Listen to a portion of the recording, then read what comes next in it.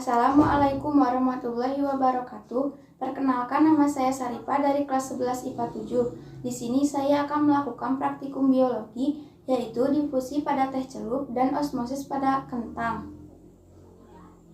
Sebelum ke praktikum, kita harus tahu apa itu difusi dan osmosis.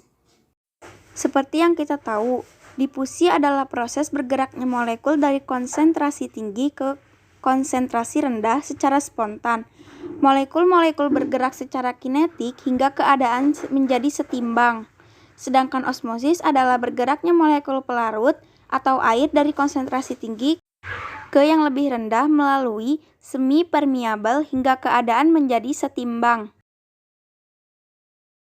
Pertama, saya akan melakukan praktikum difusi pada teh celup. Alat dan bahannya adalah 3 gelas yang berisi air panas, air dingin, dan air suhu normal, dan 3 buah teh celup. Kita masukkan air dingin dan air panas ke dalam gelas. Lalu masukkan teh celup kepada masing-masing gelas.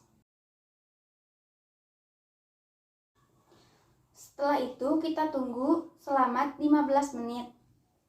Pada 5 menit pertama, air panas mulai kemerahan, air dingin masih putih, dan air normal mulai kekuningan.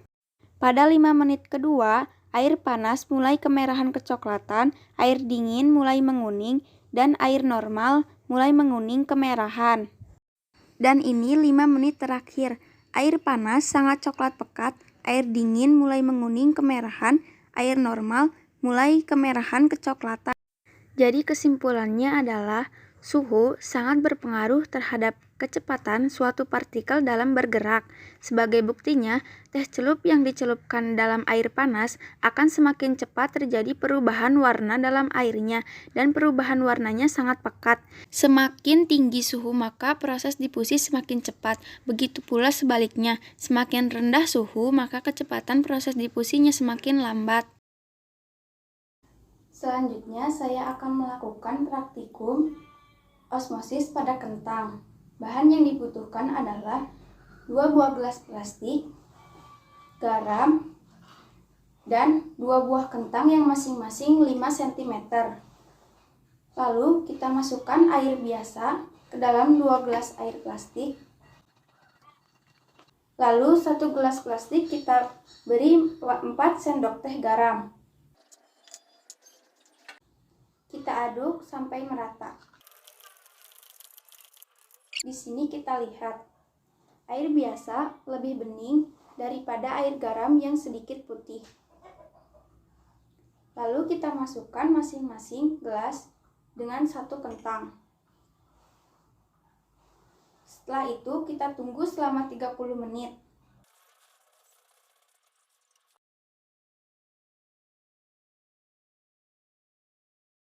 Setelah direndam selama 30 menit, kita akan mengangkat kentang pada air garam lalu tiriskan. Warnanya coklat kekuningan dan teksturnya sangat lentur. Lalu kita akan mengangkat kentang pada air normal lalu tiriskan. Dilihat dari warnanya putih kekuningan, dan teksturnya pun sangat keras dan sulit dilenturkan. Terjadi penyusutan terhadap kentang air garam yang awalnya 5 cm menjadi 4,7 cm.